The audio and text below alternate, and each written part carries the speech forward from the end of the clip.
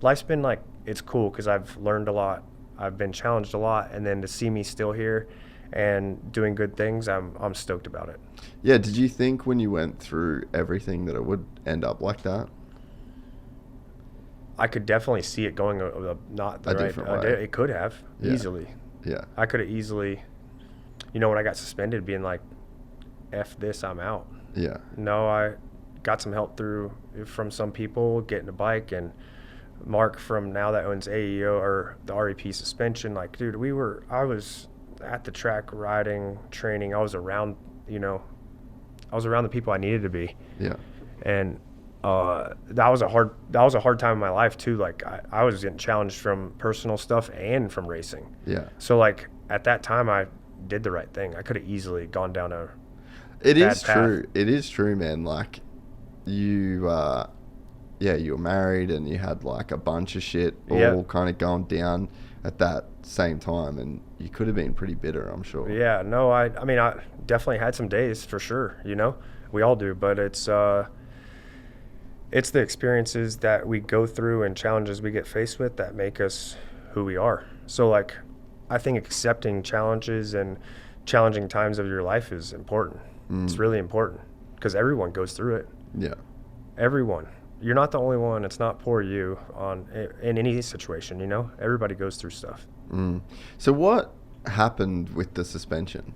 Like, have you spoke much about it? Yeah, look, I mean, I've done a lot of interviews about it, and like, it's just tough because I got tested in February, which would have been I think it was February 10th or something. Who were you riding for at the time? KTM.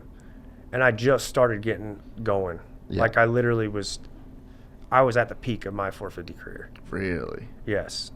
I think the races prior to that were like 6, 5, 4, and then like I was chipping away at it. And this race I got 5th at. That was February 10th. I didn't get notified until May that I failed. No, it was into April that I failed. I was actually getting on a plane to go to Minneapolis to race.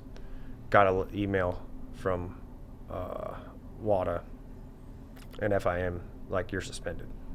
And I was on the plane with Roger, and I showed him, like, he's like, let's go to the race still. We'll talk to AMA when we get there and FIM, and we'll figure it out.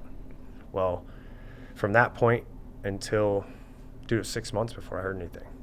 So the first thing I did when I got home, I actually flew home that night. So I didn't even get to practice, obviously. Saturday I flew home. Monday morning I found a supplement testing place in Yorba Linda somewhere that does that type of stuff. So I brought in everything I was taking. But remind you that this was let's see, 2 months after I got tested. So the batch numbers, I don't know. I mean, it was like $10,000 to get my shit tested. No. It wasn't cheap. And I went there on Monday, and then they're like, yeah, nothing here is cross-contaminated.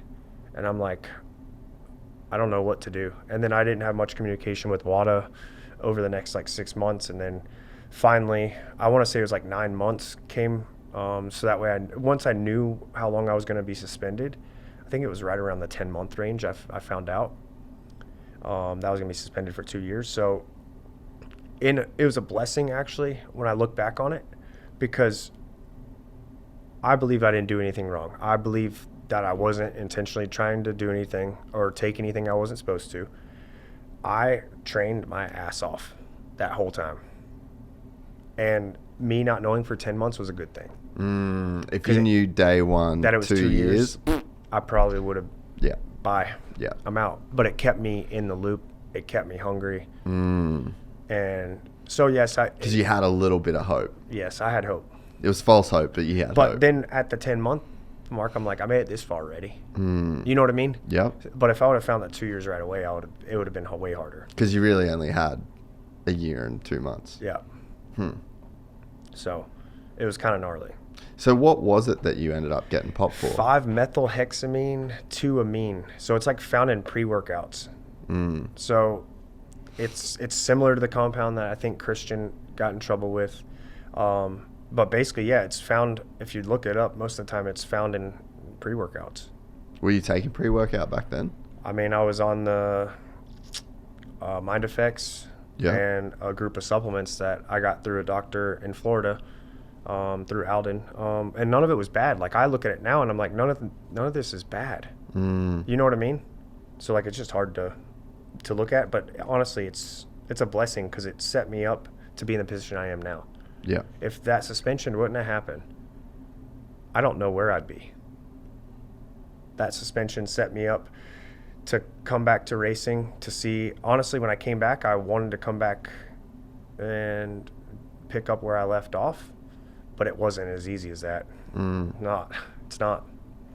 And I didn't have the same group of people around me, which, at that time was a big deal. I was getting pushed. I mean, honestly, I was pretty miserable in 2018, if you want to be honest. I was under, I felt like, a lot of pressure with the team, and then I felt like I was never good enough, to be honest, but I was performing. So now it was a lesson to be learned, though.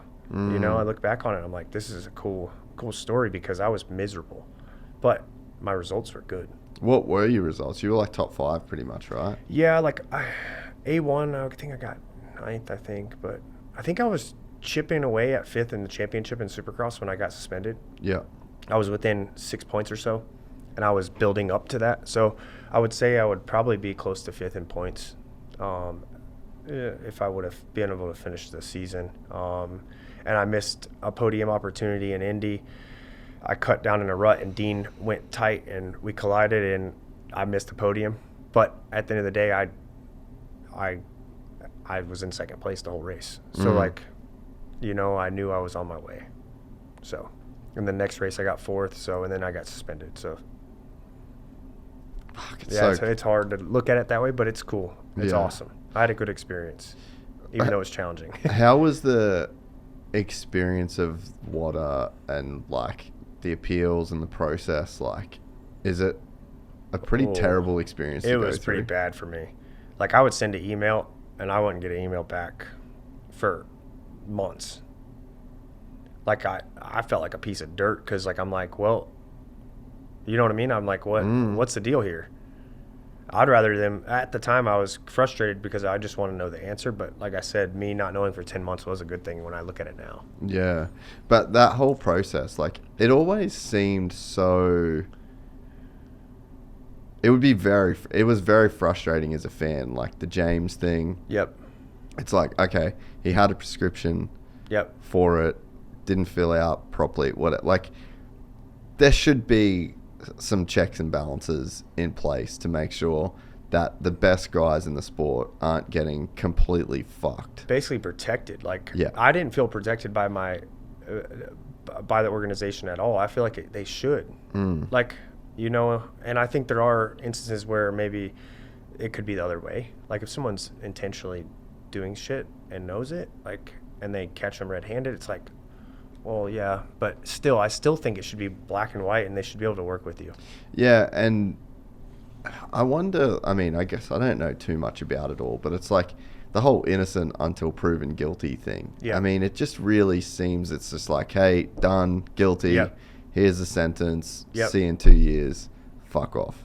Yeah, I think the new program in place is a lot better from what I understand. Yeah, do you know what even is in place these days? It's someplace, I believe, out of Tennessee, if I'm not mistaken. And they work with guys. Like, I've heard good things about it. Like, if they even have a question about, like, with the way it was before with WADA, like, for me, like, it's like, I don't even feel welcome enough to ask them questions because the way they handled my situation, you know what I mean? Because the way they even spoke to me at the hearing and all this, like, it was pretty gnarly. So you ended up having I felt like I killed someone. Honestly, I did. Yeah, I bet. Like that, because it was no justification on my behalf at all. And I was just like, well, I can't change the way they think about it or run their business. I just need to move on and keep trucking. So you had a hearing? Yes. Where was that? It was over the phone on, I was supposed to go over there, which I think Christian did. To Switzerland? Yes. Or no, it was, maybe Switzerland. I can't remember exactly where it was, but yeah, I did a hearing over Zoom. So it's pretty gnarly. And what are they just like? I mean, it was just like, you're exactly what you said. You're not innocent. You're not. It was in your system. You failed. This is what you're getting. Do you know the amount? That's the other thing. I was like, is there a way you guys can tell me how much it was. Is there like a, you know, a buffer on what's acceptable, what's not? Like nothing. I didn't even feel comfortable enough to ask them, where do you think this comes from? I had to do all my own research, you know? Fuck. Yeah. That to me is wrong. Yeah. Like it was hard. I don't think that is how athletes should be treated. No. If you enjoyed this content, please like and subscribe. And to listen to the full 3-hour podcast, search Gypsy Tales in your favorite podcast platform or click the link in the description below. Gypsy Gang.